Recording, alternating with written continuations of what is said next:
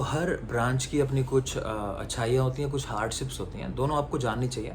जैसे कि फ़ीस कितनी देनी है, अगर आप सर्जरी ब्रांच लेने जा रहे हो, मैंने आपको बताया कि वहाँ 6 लाख तक की फ़ीस बहुत नॉमिनल है।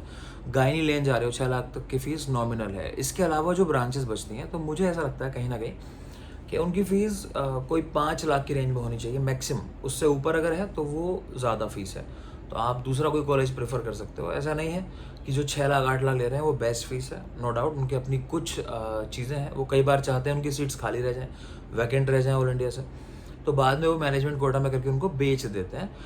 तो फ़ीस जानबूझ के बहुत हायर साइड में रखते हैं, है ना? कुछ कॉलेजेस के अंदर ऐसा होता है कि वो आपको कह देंगे इस समय कि हमारी फ़ीस जो है ये 6 लाख 8 लाख वो इसलिए है कि हम आपको स्टाइपेंड ऑफ़र करेंगे, और आप कॉलेजेस में जाओगे तो वो स्टाइपेंड नहीं मिलता। तो इन कॉलेजेस की लिस्ट भी मैं आपको बाद में बताऊँगा कि आप कॉलेज पहुँचोगे, फ़ीस देके 7 लाख 8 लाख, तो वहाँ आपसे कह देंगे कि अब आपको 24 आवर्स यहाँ काम करना है, अस्पताल के अंदर ही, और उसके बदले में पर मंथ आपको 10,000 रुपीज़ स्टाइपेंड हम आपको देंगे। तो वो बहुत ही मतलब बेवकूफ़ी वाली बात है। वो कॉलेजेस का एक तरीके से ट्रैप है। आप सोचोगे, हिसाब लगा लोगे, अच्छा 3 साल हैं, वहाँ स्टाइपेंड भी दे रहे हैं कि उन्होंने कह दी 10,000 रुपये, तो आप सोच लोगे 3 लाख तो चलो वापस ही मिल रहे हैं, कि 6 लाख है तो मुझे 5 ही लाख पड़ रहा है। तो लेकिन ऐसा है नहीं, ठीक है ना? वो आपको एक ट्रैप में फँसा रहे हैं, वो कुछ नहीं देने वाले आपको। उसके बदले में आपसे 50,000 का काम कराएँगे, तो आपको 10,000 रुपये देंगे, तो वो तो आप कहीं वैसे भी कर सकते हो। खैर, तो इन सारी चीज़ों के बारे में बात करेंगे। तो मैं एक काम करता हूँ कि वीडियोज़ एक्चुअली बहुत सारे हो रहे हैं, बहुत लंबे-लंबे हो रहे हैं, तो मैं ये कर देता हूँ कि 2 डिवीज़न यहाँ से कर लेता हूँ, एक क्लिनिकल का, एक नॉन क्लिनिकल का। तो क्लिनिकल में हम लोगों ने बात कर ली है काया चिकित्सा के बारे में और सर्जरी के बारे में। तो बाकी जो ब्रांचेज़ बची हैं, मैं वन बाय वन उनका नाम लेता जाऊँगा। सबके लिए मैंने आपको बता दिया है, सब जगह आपको सेम समझना है। अगर आप क्लिनिकल ब्रांच में हो, तो असिस्टेंट प्रोफ़ेसर 40, माफ़ करें, 60 से कहीं 70,000 रुपये। रीडर 90,000 के लमसम, 90,000 से 1 लाख। और अगर रीडर की 90,000 से 1 लाख, और अगर बात करें प्रोफेसर, तो प्रोफेसर के लिए कहीं 1.25 लाख के आसपास सैलरी है। सभी जगह सेम ही चलता है। अब बात आ जाती है ब्रांचेस स्पेसिफिक क्या फ़ीस होनी चाहिए कॉलेज की। तो मैं वन बाय वन ब्रांचेस के नाम लेता हूँ और आपको चीज़ें बताता चलता हूँ, क्या उनके पास एक्स्ट्रा बेनिफिट है और क्या एक्स्ट्रा लॉस है, वो भी बात करते रहेंगे, है ना? बाकी तो कॉमन ही चीज़ें आती हैं। तो जैसे फर्स्ट ब्रांच जो मेरे सामने लिस्ट है, उसमें है बाल रोग, कुमार वृत्ति। नो डाउट ब्रांच काफ़ी अच्छी है। कुछ समय पहले तक काया चिकित्सा के ही लोग कह लो एक तरीके से इसको ट्रीट कर रहे थे, अभी लोग मिलने लगे हैं। कुछ समय पहले तक महाराष्ट्र में ये सीन था कि सीट्स बहुत कम थी पीडिया की, तो वहाँ के बच्चे दूर दूर पहुँच जाते थे सिर्फ पीडिया लेने के लिए। लेकिन अभी ऑल इंडिया में काफ़ी सीट्स हैं पीडिया की, तो अब वो सिनेरियो नहीं रहा, खैर पहले वाला। दूसरी चीज़ है, इसमें कुछ लिमिटेशंस हैं कि ये सिर्फ बच्चों से रिलेटेड है। और अगर आप सिर्फ आयुर्वेद की बात करो, तो सिर्फ आयुर्वेद के सहारे पीडिया में प्रैक्टिस करना तो थोड़ा सा हार्डशिप्स है। ज़्यादातर लोग क्या करते हैं कि मॉडर्न की तरफ चले जाते हैं और वो सीख लेते हैं कि न्यू बेबी जो डिलीवर हुआ है उसकी कैसे केयर करनी है ना? इस तरह की चीज़ें। या फिर मॉडर्न में आप क्या मेडिसिन दे सकते हो, क्योंकि काफ़ी सारी मॉडर्न मेडिसिन हैं जो आपको अलाउड होती हैं, तो आप उनके थ्रू कैसे प्रैक्टिस कर सकते हो। नो डाउट कि आयुर्वेद में ऐसा नहीं है कि कैपेबिलिटीज़ नहीं है, लेकिन ज़्यादातर लोग ईजी रास्ता चुन लेते हैं, तो फिर उस तरफ चले जाते हैं। बाकी नो डाउट डिमांड अच्छी है, सेम बात है जो बाकी क्लिनिकल ब्रांचेस के अंदर है। तो ये रहा पीडिया। और हाँ, मैंने आपको बात की थी कि जिन ब्रांचेस की फ़ीस ज़्यादा है, तो मैंने आपको 2 ब्रांचेस कही थी, एक सर्जरी और एक कही थी गायनी। तो तीसरी ब्रांच बेटा ये भी जोड़ लो, क्योंकि इस ब्रांच में भी देखा है कि ऑल इंडिया ही लगभग सभी जगह 5-6 लाख से कम में पीडिया की ब्रांच है नहीं। तो ये एक तीसरी ब्रांच आ जाती है ऐसी। नेक्स्ट की अगर हम बात करें, तो अगली ब्रांच है हमारे पास पंचकर्मा। तो बेटा पंचकर्मा की अगर हम बात कर लो, अगेन आपने सीखा है तो आप कितना भी कमा सकते हो। आप कहीं ऐसी जगह हो कि आपका शहर जो है वो मेन शहर है और मेन जगह पे आपके पास स्पेस है, जैसे मुंबई हुआ, आगरा हुआ, दिल्ली हुआ, ठीक है? राजस्थान में अगर मैं कहूँ 1-2 जगह, जोधपुर है ऐसी जगह, ठीक है? तो अगर आप कहीं ऐसी जगह से ताल्लुक़ रखते हो, आप गोवा में हो, तो नो डाउट आपके लिए बहुत बहुत ज़्यादा अपॉर्चुनिटीज़ वेट कर रही हैं। या फिर आप पर्सनल लेवल पे उतना जा सकते हो कि मैं कहीं भी रहूँ, पंचकर्म कराऊंगा, बेस्ट कराऊंगा। यहाँ मेन मायने रखता है एक्सपीरियंस क्या देते हो लोगों को आप अपनी चिकित्सा के थ्रू, ठीक है? तो बहुत संभावनाएं हैं, लेकिन अब मैं इसके नेगेटिव्स की थोड़ी बात कर लेता हूँ। देखो, काया चिकित्सा का व्यक्ति भी सारी चीज़ें करा सकता है, मौलिक सिद्धांत वाला भी करा सकता है। तो सभी लोग पंचकर्म में जो एटलीस्ट प्रैक्टिस की जा रही है मार्केट में या जगहों पे, तो वो कॉमन चीज़ें कराई जा रही हैं। लोग स्पेशलिस्ट होने के बाद स्पेशलाइजेशन ना करें, उसमें कुछ खास काम ना करें, तो फिर आपका कुछ योगदान नहीं है और आप कुछ खास उम्मीद भी नहीं कर सकते। फिर आप वैसा ही जैसा कोई बाकी कर रहा होगा, एक काय चिकित्सा का व्यक्ति भी कर रहा होगा,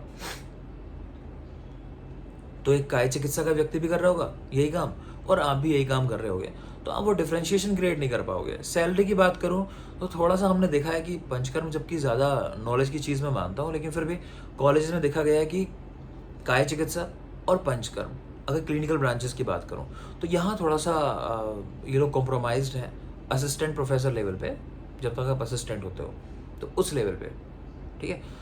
बाकी इसके बाद तो फिर ठीक है, आगे इतनी समस्या नहीं है रीडर होने के बाद या प्रोफेसर होने के बाद। तो सैलरी बेटा यहाँ भी वही लगभग 60-65 की रेंज में आपकी इनिशियल शुरू होती है, बाद में सबका सेम हो जाता है।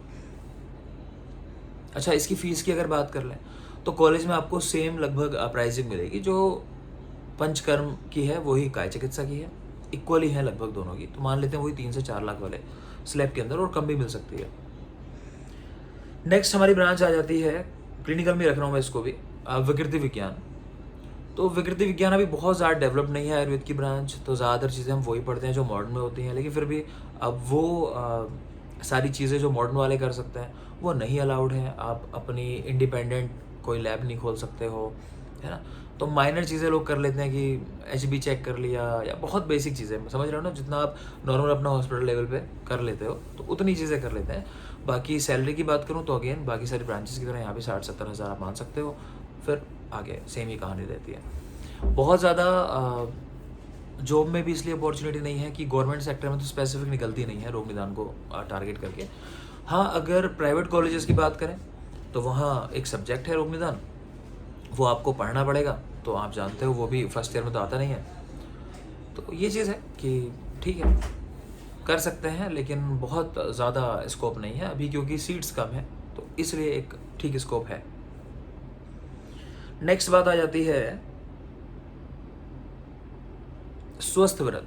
तो सेम कैटेगरी में रखूंगा मैं, जहाँ पे मैंने काय चिकित्सा को रखा, पंचकर्म को रखा, तो यहाँ भी फीस लगभग वही रहती है, और स्वस्थ व्रत को भी टारगेट करके स्पेसिफिक जॉब्स नहीं निकल रही हैं। ये ब्रांच भी ऐसी है जो काय चिकित्सा से ही कहीं ना कहीं पूरी की पूरी अलग हुई है।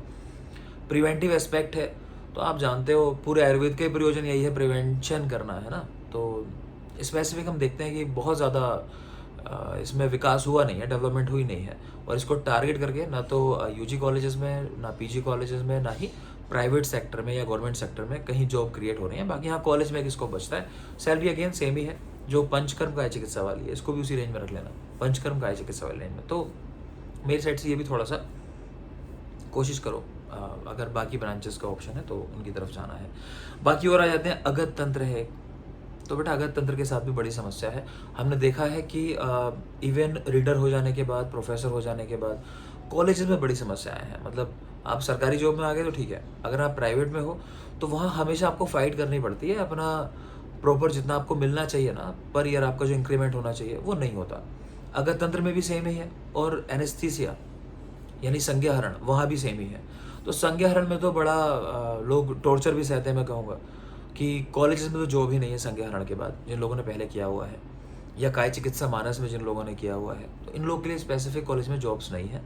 तो ये लोग क्या करते हैं जनरली कि बीएचयू में ही ये सीट थी, तो लोग वहीं से करने के बाद, अब चाहे कहीं के भी हो आप, चाहे एमपी के हो, चाहे राजस्थान के हो, चाहे मुंबई के हो, तो आप अक्सर ये कोशिश करते हो फिर उसी के आसपास, क्योंकि बनारस के पास जो है ना काफ़ी सारा एरिया ऐसा है जो सिर्फ बनारस यूनिवर्सिटी के नाम से मतलब ट्रीटमेंट कराने आपके पास आ जाता है, या फिर कई सारे ऐसे प्राइवेट हॉस्पिटल्स हैं जो आप पे यकीन करते हैं कि हाँ आपने बीएचयू से ये चीज़ की है तो आप ज़रूर नॉलेज रखते होगे, तो आपको अपने यहाँ रख लेते हैं। और उसके बाद परेशानी ये है कि उनके यहाँ तो शिफ्ट लगती हैं कि अब मान लो किसी हॉस्पिटल के अंदर 4 सर्जन आ रहे हैं अलग अलग सर्जरी करने, उनकी टाइमिंग अलग अलग है, एक सुबह आ रहा है, एक दोपहर में, एक रात में। तो ये लोग क्या करते हैं, आपको वहीं पर रेजिडेंस दे देंगे, आपकी फैमिली को भी मान लो वहीं रख लेंगे, लेकिन आपको फिर 24 घंटे अपने लिए अवेलेबल मानेंगे। तो आपके लिए एक दिन की छुट्टी भी ना एक गुनाह हो जाएगी। तो आप क्या कर रहे होगे, कभी आपको सुबह उठा देंगे 4 बजे, कभी दोपहर में 10 बजे, मतलब समस्या बहुत ज़्यादा रहने वाली है। सोचो आपका 24 घंटे मन एक प्रिपेयर रहेगा कि हाँ पता नहीं कब आके वो उठा देंगे। तो ना तो नींद अच्छी है, ना सैलरी बहुत अच्छी है, मैं कहूँगा कि एक वही मिलती है। लेकिन हाँ, प्राइवेट में थोड़ा सा आप मान सकते हो इनिशियली आपको 1 लाख सवा लाख के आसपास तक ऑफर हो सकता है। लेकिन शुरुआत में तो लोग जाके जोश में ज्वाइन कर लेते हैं, लेकिन ज़्यादातर लोग हम देखें छोड़ते हुए और डिप्रेस रहते हुए। तो इन ब्रांचेस से भी मैं कहूँगा अगेन कि थोड़ा सा बचने की कोशिश करो। अगर पर्सनल आपका इंटरेस्ट है, मेरी बात को समझना, कई लोग बुरा फील करेंगे जो मैं कह रहा हूँ, लेकिन मैं हकीकत बोल रहा हूँ। आप जब जाओगे, आज मेरी बात नहीं सुनी, तो कल जब आप ब्रांच करने के बाद आ जाओगे, फिर आप सब जगह ढूंढ रहे होगे, भटक रहे होगे और ये सब चीज़ें फील कर रहे होगे जो मैं आपको आज बता रहा हूँ, ठीक है। तो ये अगली रियलिटी थी अगत तंत्र के बारे में और एनेस्थीसिया के बारे में और काय चिकित्सा मानस रोग के बारे में। इनकी वैकेंसीज नहीं है जल्दी से।